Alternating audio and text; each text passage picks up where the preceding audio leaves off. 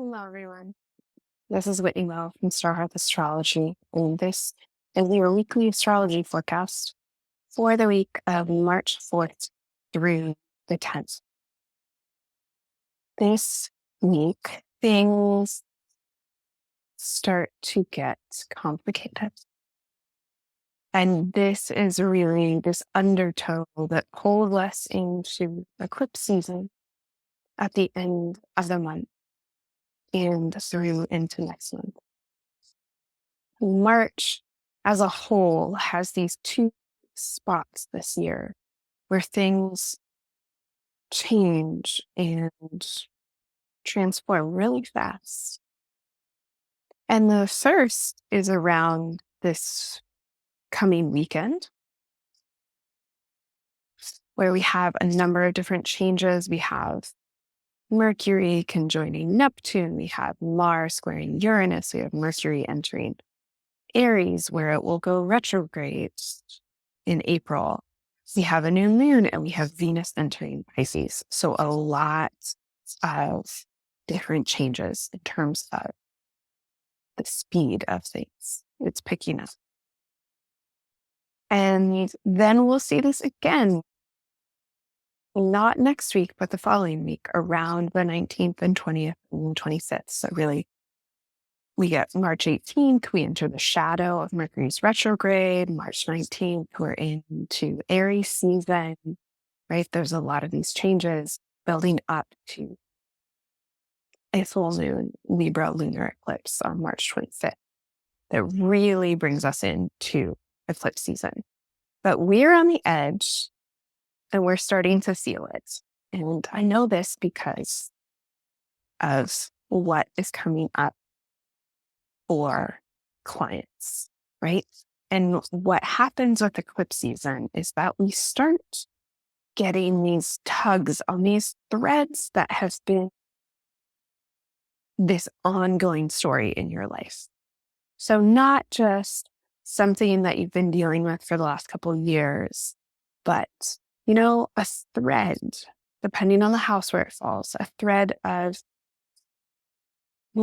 how do I deal with friendship? A thread of how do I deal with money? And it pulls out a story that finds its roots all the way in your core. Because what eclipses do is they spin the webs of fate in this much deeper, more potent way. And honestly, I think that eclipse move more internally than external. I think that we can see eclipse externally in the mundane world and the politics and right. I think there it's very obvious. But I think, for many individuals, eclipses change the setting of the story or change the questions of the story through these kind of internal insights. And I think that time feels really different during eclipse seasons. I'm saying all of this because on Sunday, when we have our new moon, it will be our final lunation before eclipse season. Also, this new moon in Pisces will be the final uneclipsed new moon in Pisces for several years to come. It's significant in that it's like a calm before the storm, right? It's this quiet new moon descending where you can be quiet enough to intuit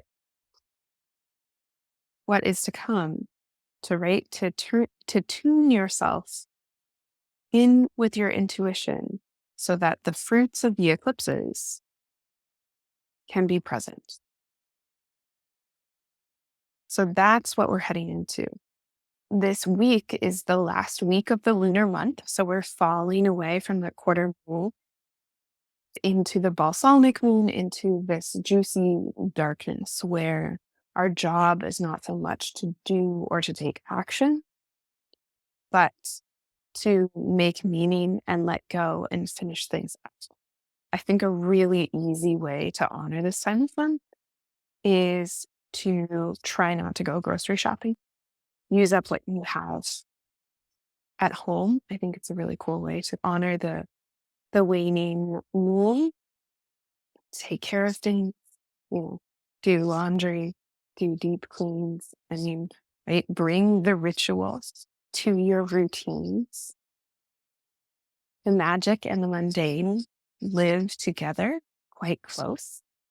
And that is the mystery of the Pisces Virgo axis, right? When we're doing these Virgoan works, these Virgoan chores, stuff that we have to do every day, right? We are affirming the power and the divinity that lives right next to the concrete in the world that we're in. So that's what we're doing. And while we are doing that, life is plotting change. So let's take a peek at some of those changes and some of those shifts, how they're going to show up this week for us. We start the week with the moon in Sag for the first half of Monday, and then quickly moving into Capricorn around midday on Monday. That has us really feeling like we need to be productive and make stuff happen. That is something to lean into because it's going to be right as the moon enters Aquarius on Wednesday afternoon that we shift from being the fourth quarter moon into the waning crescent or the balsamic. Really, the moon disappears from the sky to have her rebirth and renewal through the heart of the sun during the new moon. So, in that space, we get to tune our faculties inward. And what is really beautiful and luminous about this lunation or this end of the week is that on Friday morning, we have Mercury in Pisces conjoining Neptune. This is not a day for seeing things clearly. You may have noticed that there have been crossed wires and confusion happening. I know I've been like, is it Mercury retrograde? Like having to reschedule things, having to shift things around, just this kind of fogginess that exists. And that fogginess is an invitation to your radio, to a different channel. Because Mercury in Pisces does not explain things clearly, right? It's this whispering voice in the woods, like a will-o'-the-wisp. You're going to follow it. So is it leading you to something wonderful or something horrific, right? We don't forget our discernment, but sometimes we have to suspend disbelief in order to access the more subtle and nuanced places. It's softening our gaze and softening our gaze and looking at our situation. And Neptune does that. Neptune dissolves these boundaries and these worldly ways of looking at things. And when Mercury and Neptune come together, right, we kind of get this Neptune kaleidoscope of let's blend all of this together.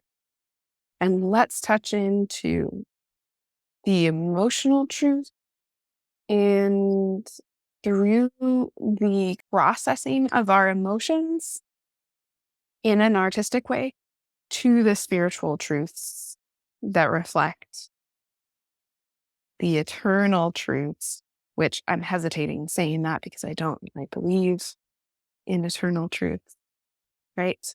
The universe does not have laws, it has habits. But anyway, now talking about Neptune, this is what happens. You see, if you talk about Neptune, suddenly things all get blurry. So this is a dreamy, dreamy Friday. As much as you can, take the day off, take a long break, right? This is a daydreamy place. We want to be giving ourselves enough space to sink into the dark heart of the moon, because otherwise our bodies will do it in ways of fatigue, in ways of oversleeping, in ways of pursuing psychoactive indulgences, which this is not a bad day for that, because Saturday is going to, right? There's some depth charges going off. We have Mars squaring Uranus. I am praying that we will see some good things globally in global politics of Mars in Aquarius being like, you know what, we're going to do what's best for everybody and not get so bogged down and not have spontaneous violence, which is the other thing that this configuration can bring about, right? I think, and I believe that for us, this Mars square Uranus can be this new way of looking at things, a new way of processing things, a new way of responding to things that at first seems like it's out of left field, but actually, right, is honoring of the freedom and autonomy of other people and is done to create space of more freedom in the world and in our lives. And right after that, well, a few hours after that, right? So that's building, that's building, that's building. If you're feeling like you're needing to take action, right? I don't know, maybe that's happening, but because we're in the dark phase of the moon, generally that brings things internally. So this can be a lot of, ways of thinking, like, how have I been getting this wrong? How have I been confused about this? Is there a way that I can take whatever situation or even whatever topics are in my Aquarius house and my Taurus house, and how can I respond in this completely innovative way? Or how do I take a long view to completely new problems, right? And come up with these innovative solutions. And that's going to spark something, because what happens a few hours after that is Mercury enters Aries. And there is no faster acceleration than Mercury leaving Pisces in the kind of dreamy psychedelic hot tub to running out into the Hunger Games of Aries, right? Very quickly, Mercury is like, nope. And it is, right? It is the myth of that phenomenon of softening your perception until you can figure out the thing. And then once you know the thing that you need to know, once you have gathered your mission, once you have done the psychedelics and gotten the mission, hang up the phone and take action. And that is what Mercury wants to do. And so Mercury moves from Pisces into Aries, into the sign where Mercury is going to be until mid-May. Mercury is going to be in Aries for like over 2 months. Okay. So you're running in there and you're like, I know what I need to do. I need to do this. This is going to be what happens. No, you're going to go through a long journey of that. But Mercury in Aries is almost never going to stop running in that journey. So, right? I think this is what's happening. I'm going to attempt this, but I'm running headlong into eclipses. Our second eclipse on April 8th is going to be exactly conjunct Mercury. Mercury and the mind and what we feel like we need to do about things is about to go crazy. Have like a caffeine buzz for the next 2 months. And now Mercury in Aries is going to be looking to Mars that entire time. And Mars is right now still in Aquarius. Then we'll go through Pisces. And then I think it's in May, we'll get into Aries, into his own sign. And yeah, in the very beginning, no, at the very end of April, Mars goes into Aries. And so we'll be there through May. So, right, it's not really until the very end of April that Mars is going to come home to that sign and really be guiding Mercury. And so, right, it's going to be in the post shadow of the retrograde that Mars and Mercury can really talk. Until then, they're going to be doing this translation work as Mercury looks to Mars, first in Aquarius until the 22nd of March, right? That second pivot point of the month. And then in Pisces, where Mars is in the holy war. So, right, we are getting the seeds of this spring, of the main drama of this spring, starting at the end of the week in the dark, where the seeds will emerge and be given to you through the images in your dreams, through those magical spaces when waking. On Sunday at 1 a.m. on the West Coast. So you just do your math. It's Sunday night. In the wee hours, we have a new moon. Got cut off in my image. The sun and the moon at 20 degrees of Pisces. This is also potent because our first Pisces eclipse that will happen in September will happen at 25 degrees of Pisces. So very close to the degree of this eclipse.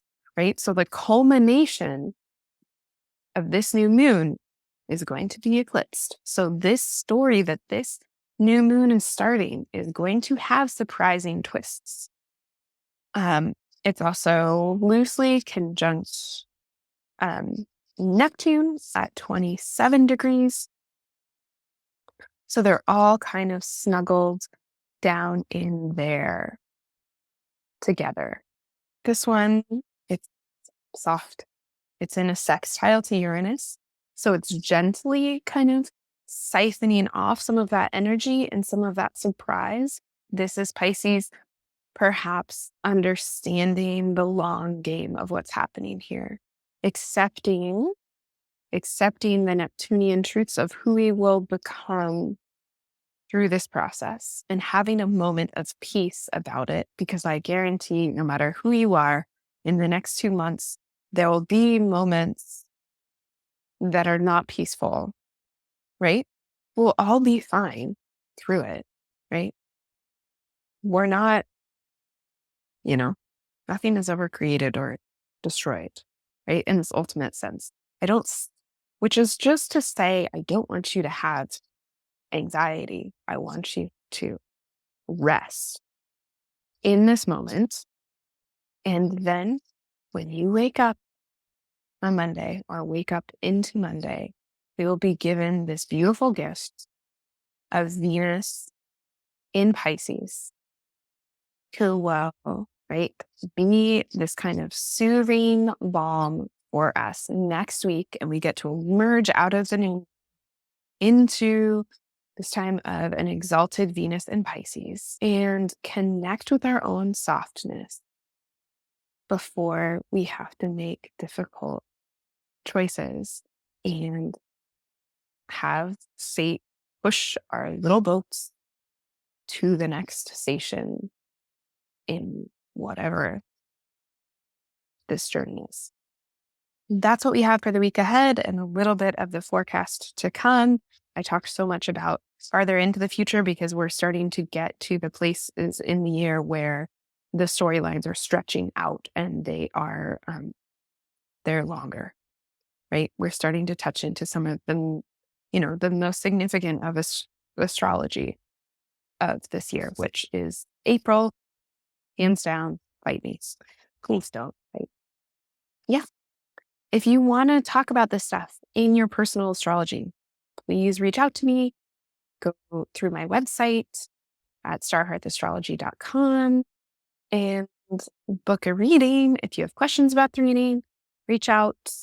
I really, really love working with people during eclipse season, just because we can kind of poke at that deeper fatiness. And it's almost like your little boat in your life story just gets like this huge current boost forward. So we can do a lot of work very, very quickly during eclipse season. We get to some potent stuff. It's been great to be meeting some of you in readings and so on when you guys come with me. Okay. Thanks for listening. Like, subscribe, share this with somebody else who might like it, and I'll be back next week.